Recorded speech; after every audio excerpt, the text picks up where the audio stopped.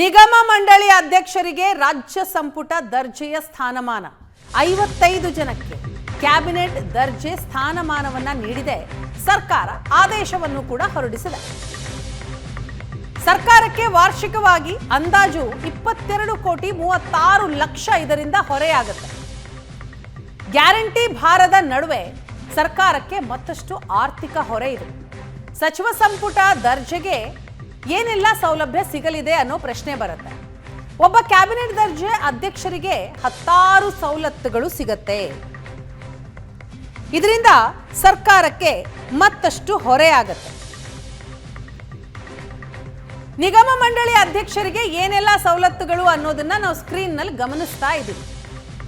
ಆತಿಥ್ಯ ಭತ್ಯೆಗೆ 75,000 ರೂಪಾಯಿ, ನಿವಾಸ ಬಾಡಿಗೆ 25,000 ರೂಪಾಯಿ, ಪೆಟ್ರೋಲ್ ಮಿತಿ 40,000 ರೂಪಾಯಿ. ನಾವು ನೋಡ್ತಾ ಇದ್ದೀವಿ. ವೇತನ 75,000 ರೂಪಾಯಿ, ಆತಿಥ್ಯ ಭತ್ಯೆ 25,000 ರೂಪಾಯಿ, ನಿವಾಸ ಬಾಡಿಗೆ 40,000 ರೂಪಾಯಿ, ಪೆಟ್ರೋಲ್ ಮಿತಿ 550 ರೂಪಾಯಿ. ಸಿಬ್ಬಂದಿ ನೇಮಕ 6 ಜನ. ಈ ಎಲ್ಲ ಸೌಲಭ್ಯಗಳು ನಿಗಮ ಮಂಡಳಿ ಅಧ್ಯಕ್ಷರಿಗಿರುತ್ತೆ. ಸರ್ಕಾರದಿಂದ ಕಾಂಗ್ರೆಸ್ ಕಾರ್ಯಕರ್ತರಿಗೆ ತಾತ್ಕಾಲಿಕ ಖುಷಿ. 20 ದಿನದಲ್ಲೇ ಮುಕ್ತಾಯವಾಗಲಿದೆ ನಿಗಮ ಅಧ್ಯಕ್ಷರ ಅವಧಿ. 28/2/2026 ನಿಗಮ ಮಂಡಳಿ ಅಧಿಕಾರಾವಧಿ ಮುಕ್ತಾಯ ಆಗತ್ತೆ. ಕೇವಲ 20 ದಿನ ತಾತ್ಕಾಲಿಕ ಖುಷಿ ಇರುತ್ತೆ. 2024 ಆದೇಶದಲ್ಲಿ ಮುಂದಿನ 2 ವರ್ಷಗಳ ಅವಧಿಗೆ ಅಂತ ಉಲ್ಲೇಖ ಇದೆ. ಆದರೆ ಫೆಬ್ರವರಿ 28, 2026 ಮುಕ್ತಾಯ ಆಗತ್ತೆ ನಿಗಮ ಮಂಡಳಿ ಅಧ್ಯಕ್ಷರ ಅವಧಿ. ನಿಗಮ ಮಂಡಳಿ ಅಧ್ಯಕ್ಷ ಸ್ಥಾನದಲ್ಲಿ ಮುಂದುವರಿಸೋದಿಕ್ಕೆ ಈಗ ಮನವಿ ಬಂದಿದೆ. ಸಿಎಂಗೆ ಮನವಿ ಮಾಡಿದ್ದಾರೆ ಕೆಲ ನಿಗಮ ಮಂಡಳಿಗಳ ಅಧ್ಯಕ್ಷರು.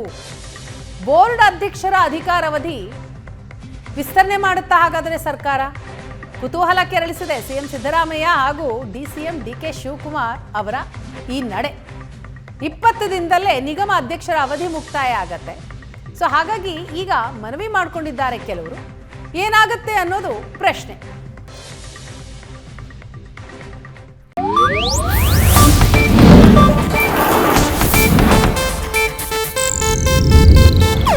ಇದು ಏಷ್ಯಾನೆಟ್ ನ್ಯೂಸ್ ನೆಟ್ವರ್ಕ್ ಪ್ರಸ್ತುತಿ.